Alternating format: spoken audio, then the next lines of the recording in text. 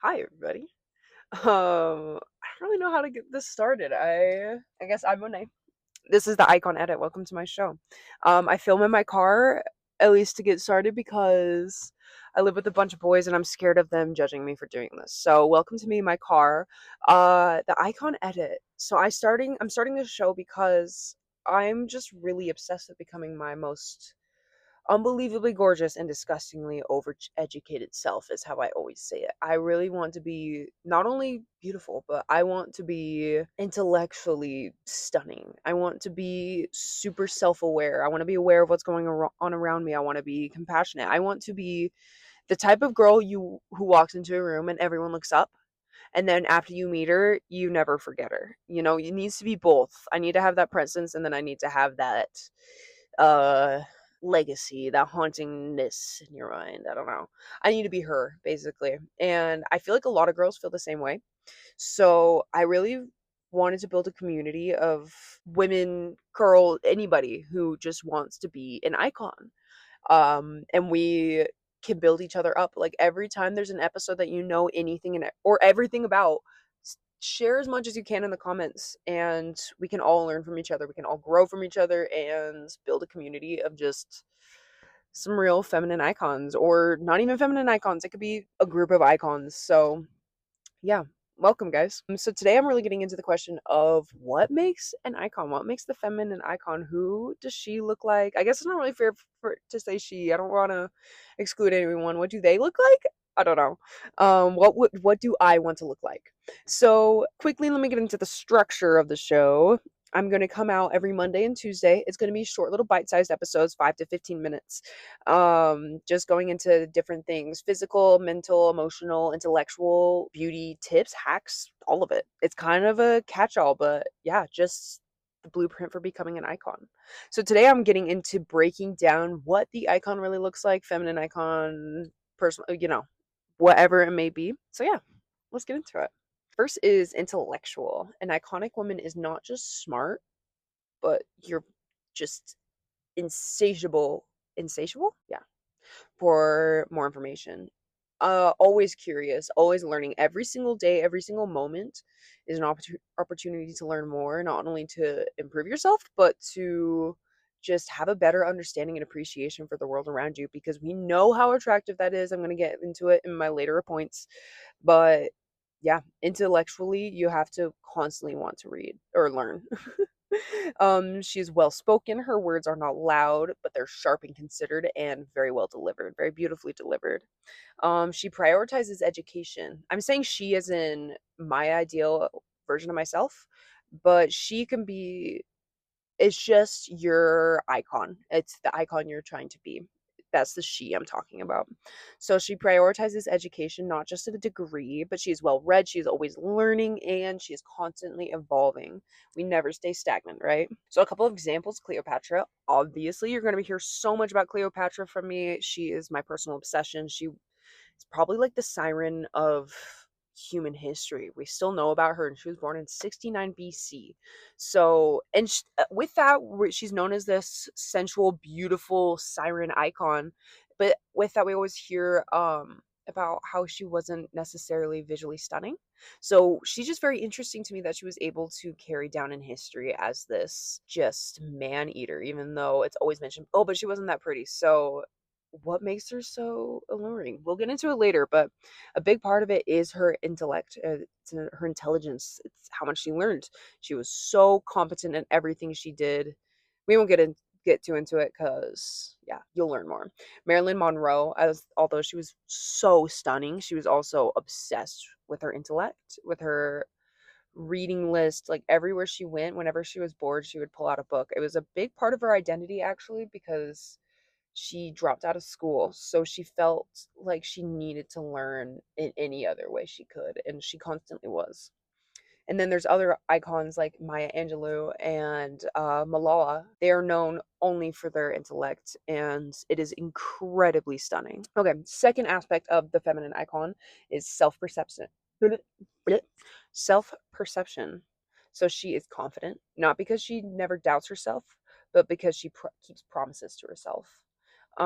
So that's all about integrity, doing what you told yourself or told others in this sense, more yourself, what you were going to do. If you told yourself you're going to work out in the morning, hold integrity, have that integrity for yourself, hold those promises to yourself, and go to the gym. It's so simple. And it really just makes you obsessed with yourself, love yourself, and respect yourself. So self perception, and she's aware. She knows her shadow, but focuses on her light. We'll see if that stays in there. And she is a big one, I think, is feminine icon is self obsessed, but not self absorbed. There's a really big difference there. We'll get more into it in later episodes, but I think self obsession is the yearning to improve yourself constantly, respect yourself, respect your promises to yourself, hold that integrity, like we said earlier. Because, yeah, when you're self obsessed, you want to be the best version of yourself and you respect that.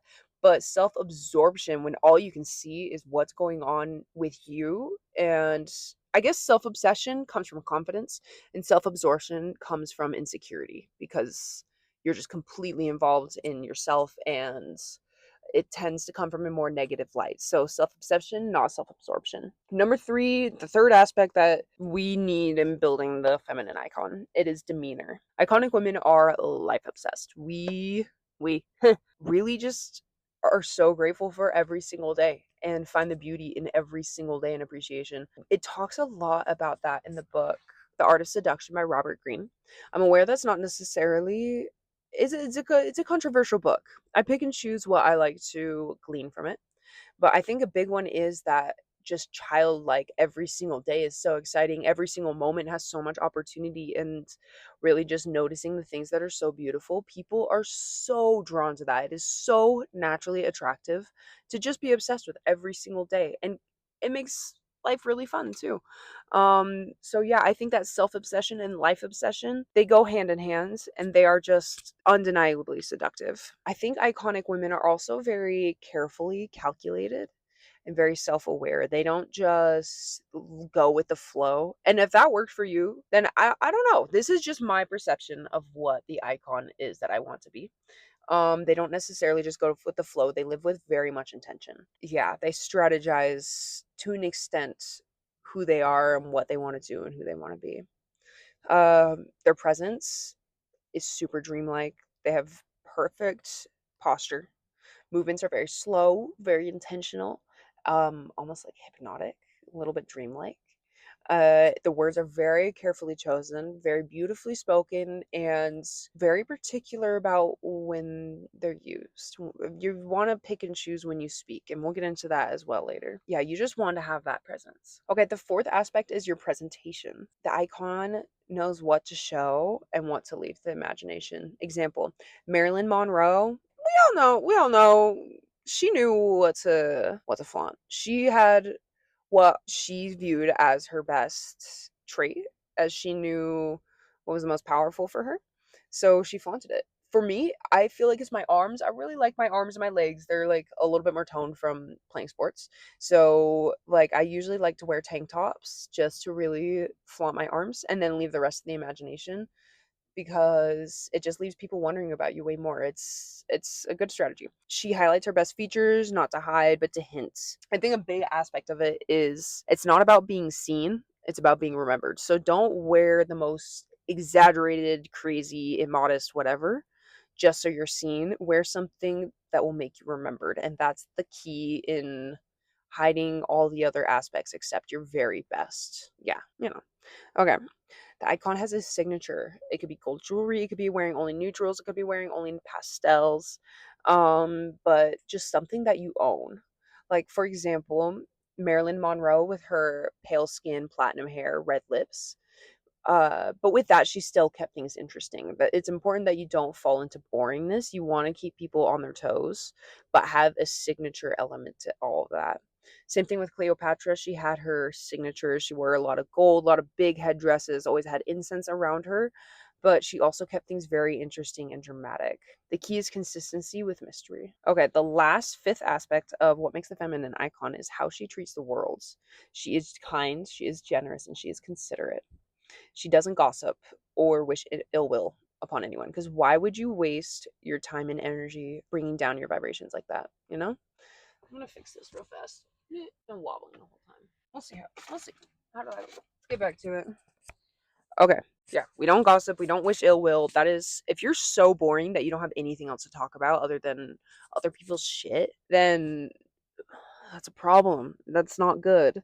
So yeah, we want to focus on just none of that negative energy. Yeah, vibrations are very real, guys. I really think wishing ill will, thinking ill will, talking poorly about other people really just lowers your own allureness, magnetism, such. Yeah. We never ever talk ugly about other women. We are all in this together. I feel like we have a lot enough shit going on to where we shouldn't be shitting on each other, you know? And yeah, another aspect of how she treats the world, she is very loyal to the relationships that serve her. That is key. Do not waste your time and energy on toxic people because you're too hot for that. You're too good for that. Don't bother. Yeah. Anyway, that's all I've got for today, guys. So please tune back in tomorrow. So the next episode is the charisma code. I'm gonna get into behaviors and aspects of naturally charismatic people, naturally alluring people, and how you can apply it. It's gonna be very interesting, very good. And that's all. Thank you so much for watching, guys. It's gonna get better and better as I go. Maybe one day I'll make it out of my car, but this was super spontaneous. I've been wanting to film this for years, about 2 years now. I just, excuses, excuses, excuses. But today I got off work early. I'm like, might as well. So here I am. So see you all tomorrow. And the next time you wonder if you're iconic, ask yourself, are you growing? Are you glowing? Are you gracious? Because being iconic is not about being known. It's about being unforgettable. Thank you so much, everybody. Don't forget to like, subscribe, share with all the fellow icons in training. We're going to become so freaking hot and freaking educated together. So come around. Let's do it all. And until next time, stay gorgeous and overeducated.